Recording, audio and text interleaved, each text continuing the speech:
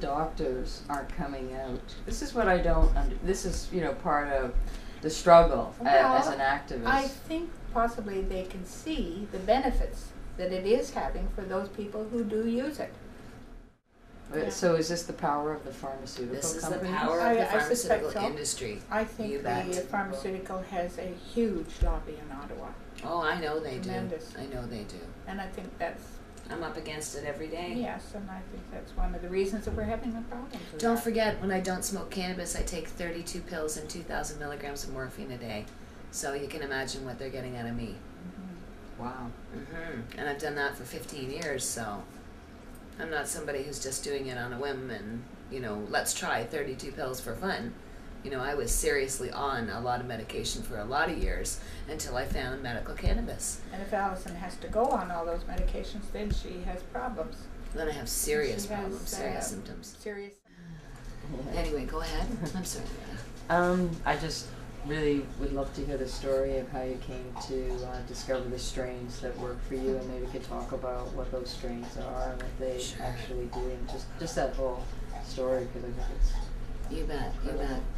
Well, actually, it was probably going back to the very beginning of when we first started searching for marijuana, before I got my mom involved, actually.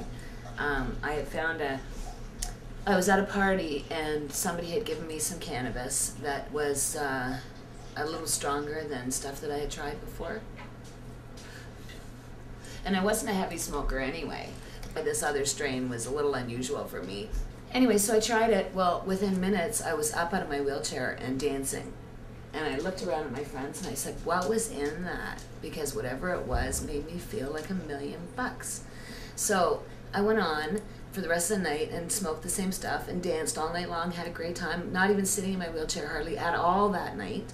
So then the next night I went to my friend and I said, I think whatever you gave me is going to help me a little more than what I have. Do you think I could get more of it? So that started me chasing that strain. Well, it turned out then, within a year, I found a young woman who had this strain, but she was a little seedy. And I mean no disrespect with that, but she was very down and out, and she was stealing and doing illegal things to get money, and one of them was selling drugs. And sadly enough, that's the type of people that this attracted when I started in this, I was involved in this 10 or 15 years ago. So sadly enough. But anyway, it ended up that I went to this woman for this strain sporadically, and then after a while I started to make her my main source. So I went there all the time, regularly. Well, pardon me, the more I bought from her, the more I think she realized I needed it, and the more she ended up charging me more money, or I would get it wet, or I would get less of it. There would be some missing, but I couldn't say anything because I was doing an illegal activity, and I was a corrections officer. I was still working at that time. So I was, my job was on the line as far as if I ever got caught smoking pot, let alone having pot. So as I said, there was no way I could say, give it back to me, whatever you stole out of my bag. She could have taken the whole thing and I could have done nothing about it. So anyway, so I went through a lot of, disrepute with a lot of different things, and ended up getting to the point where finally I said, that's enough, like I can't go after this strain anymore. No matter how good it was, it didn't matter. So I went for another strain. Well, it ended up the other strain didn't do anything for me at all. I tried this other strain for, again, almost a year. Nothing at all. I was having bladder problems that were really severe, and leg spasms that were really severe, and worse pain in my face than ever before. It was just getting worse and worse the older I was getting. So I decided again I would go back to this strain. Well, I went back to the strain, and this time I took my mom with me. So my mom started taking me to this young woman to buy this marijuana for me. Well, then that lasted again another maybe year or two, and then that woman went out of business. I can't remember if she got arrested and stopped, or she just moved away, or whatever. We ended up losing it. So I went back to the street again for a third time. Well, then I went on looking. This time I had a little bit more information about what I knew a little bit about the marijuana that I was smoking. And the strain that I was after was a strain called William's Wonder, or Willy Wonderful at that time was what somebody told me it was. I found out later it was William's Wonder. Anyway, so I chased this strain through this woman, as I said, and I stopped at this woman when she ended up no longer being around. So I went back to the street. Well, then I ran into this friend who threw me an ounce again in my lap when I was sick. I took really ill in 1992. I lost all feeling from the waist down and couldn't walk again. So I ended up going through a bad bout with that, and then, as I said, I had friends coming over throwing me ounces of marijuana in my lap, and this one friend of mine ended up throwing me an ounce of marijuana called Tennessee Thunder FUC whatever, so I don't want to say it because my mother's here. But anyway, you get the idea. There's a lot of them out there that end in that F-U-C-K. Anyway, so I decided to try this strain. Well, it was incredible. It was, again, one of those ones that shot me out of a wheelchair and really got me going. Well, within a year from that, they got busted and lost everything. So again, I was back to the street. I kept going back and forth, Loretta. It was like this for probably, as I said, 8 or 9 years. And then finally, again, I ended up going back to the street, and I ended up going the other direction. I was trying towards Toronto to find what I needed, and I got wind that somebody out Hamilton Way had Williams Wonder.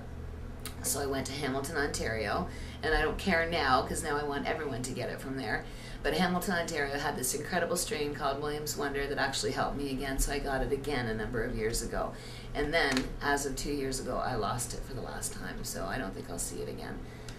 So, and if I do, I don't think I'll be able to grow it again because the growers are tending to keep it because I'm talking so much about it. It's making it, I guess, a little bit of an anomaly.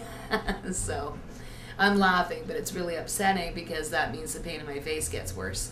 So I again went back to the street, as I said, and this time I went to Amsterdam, and I got some seeds from a strain in Amsterdam called Moonflower, and I found that Moonflower actually helps a little bit. Not as much as the Williams Wonder, which is why I have to smoke so much of it, but it does help. It takes the worst of it away, so, and that's all I'm looking for. I just don't want to have to take all those pills, so. But that's my story, and it's been a lot of years chasing a lot of strains. But Williams Wonder I found worked for me. Moonflower, as I said, I'm having some luck with. Sort of so-so. I'll continue to grow it because that's what I have right now, and I can't be picky. But as I said, I'd rather get the strains that work for me. I have another strain called Blueberry that I'm growing right now that's also one that works for me.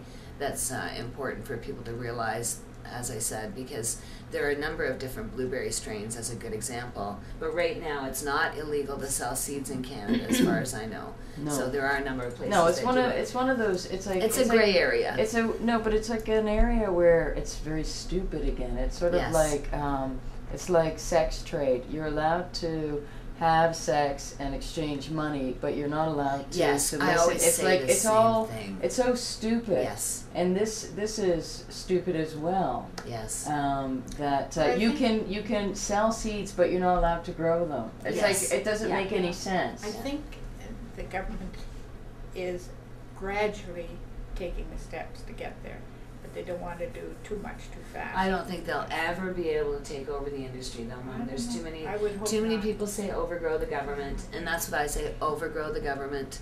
I do say that. You plant as many seeds as you can, everywhere and anywhere, as soon as you can, starting May. Get out there, and then September you reap your crop, people. And then you send it to all your sick friends for free.